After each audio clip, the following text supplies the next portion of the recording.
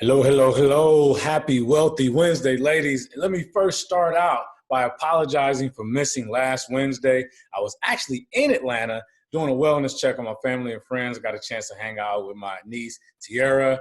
Obviously, got to see all of my beautiful sisters out there, and I'm just so happy that everybody's doing well.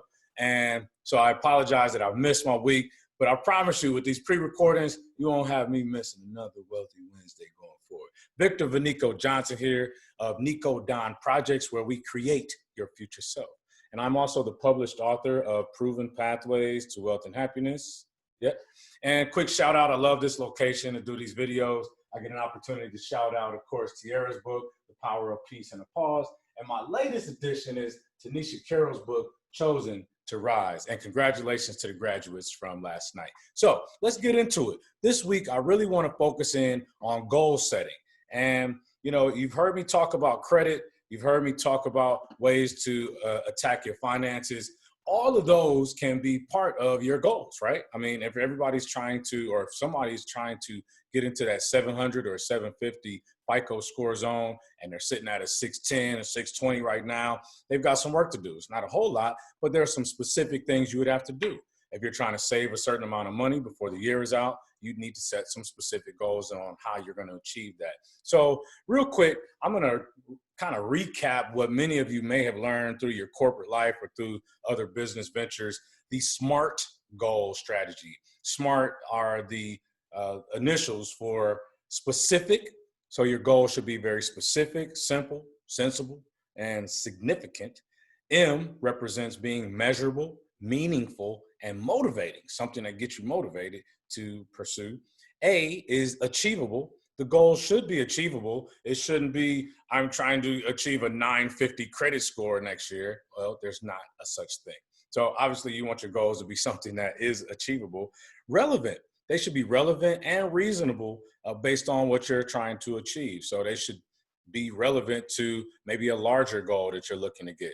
I need that 700 or 750 credit score so I can buy the house at the best rate right now at 2.98% APR as of this recording. And then T represents time bound. All goals, if they're really a goal, should have a timeline or a deadline for that goal to have been achieved. So that's the SMART strategy. And obviously I implement that strategy into my life as well. It has helped me to achieve several goals in my life, but I also add some other things into it. And I've outlined them in chapter 5 of the book, Proven Pathways of Wealth and Happiness by Victor Vanico Johnson, available on Amazon. But I wanted to go back. And oh my God, I'm sitting here looking at this date. I put in the goals from September of 2010. So we are coming up on almost 10 years ago. The goals that I wrote down on a sheet of paper for myself, posted them around my room and my house, my apartment at the time. And I started going hard on achieving these goals. And I'm going to share those goals with you because I'm actually quite proud that 10 years later, I could look at these goals and almost laugh that I was setting my life at such a small level. But again, from where I was coming from, these were tremendous feats. And I'm just blessed and honored that I was able to accomplish those with the grace of God and also with my life partner, Latasha Johnson, who's helped me achieve those things. But listen to these goals. September 1st, 2010, I wrote down, number one goal, find a job earning at least $70,000 a year, preferably with bonus opportunities by 1/1/2011. Pay off student loan. I had one last student loan that was only like $2,500 left. Pay that off by 3/31/2011. Number 3, get married by fall 2011. I actually got married in January 2011, so I was way ahead on that one. Pay off loans and credit cards by June 1st, 2011. Credit score of 650 by September 1st, 2011. And I can tell you, admittedly, folks, back at that time, my credit score was probably about a 525, maybe a 550. And I knew I needed those 100 points by 1 year from that time period. So that was achieved. And saved $10,000 for down payment on a house by September 1st, 2011. And then it was part of my all the time goals, no matter what goals I'm working on, I always put down maintain perfect health. That's very important to me to maintain my health. So I can proudly say that I did get the job by January, I think it was 21st, 2011. After that huge ice storm, and those of you in Atlanta remember that, I got hired and I actually ended up making about $84,000 a year with that company with the bonus opportunities that were included. Paid off the student loan, got married before the deadline, paid off my credit card bills. My credit score did get to about a 640. I think that was the one goal that I fell short of as of that time. And then we were able to pull together the money for the down payment. So that was achieved for sure.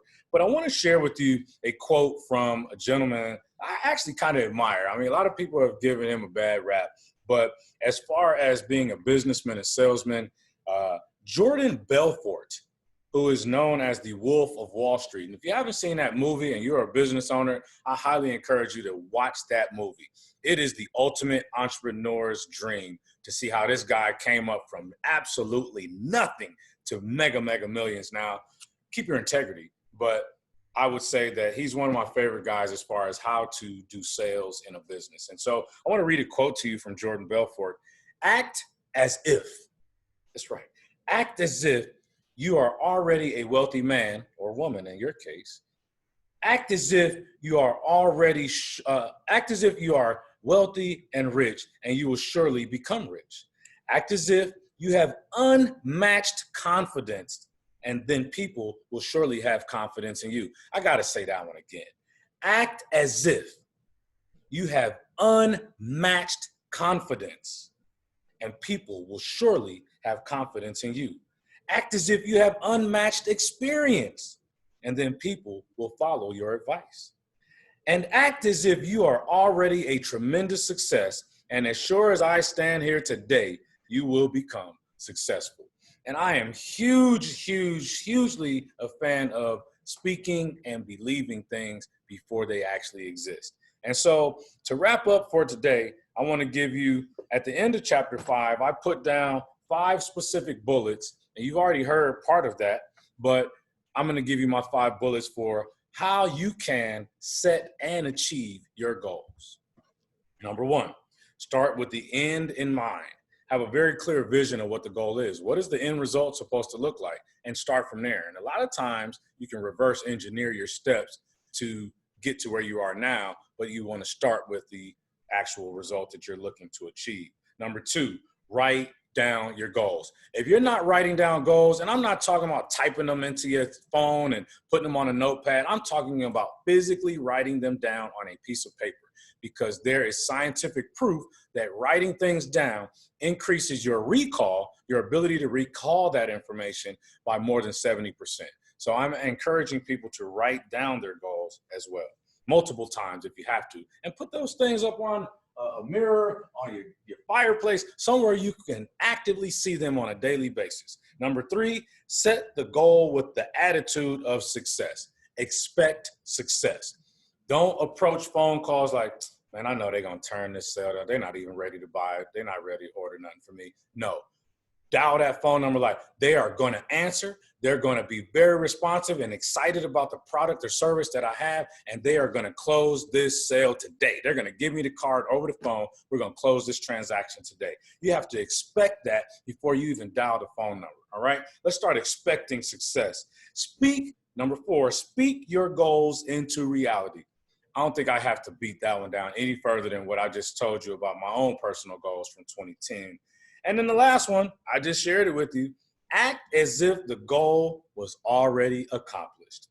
Model somebody, act as if somebody, you have somebody that you admire that already has that business up and running, already wrote their book, already has their credit where they want it to be, already has their finances and their family and their mental state, whatever it is they're working on in the place that you're striving to be. Use them as your model. Use them as your motivation. We don't have to hate on each other. We don't have to hate on each other's success, our victories in life. We actually can appreciate that, acknowledge that, and then you will find yourself attracting that same type of favor into your life. So I'm not preaching, but I'm preaching, ladies. So I wanted to give it to you today. It's Wealthy Wednesday. Set your goals, write them down, start with the end in mind, speak them into existence, and act as if you have already achieved them. That's how you're going to get through your goals. I wish you the best of luck. Reach out to me if you need any help. I will this time drop a link to the book, Proven Pathways to Wealth and Happiness, into the comments. If you or anyone you know needs that boost of inspiration,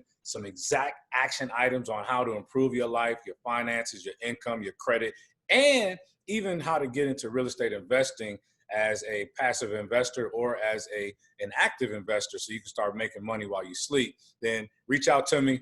Hit me up, NicoDonProjects.com. Have a wonderful day, ladies, and a great, great week.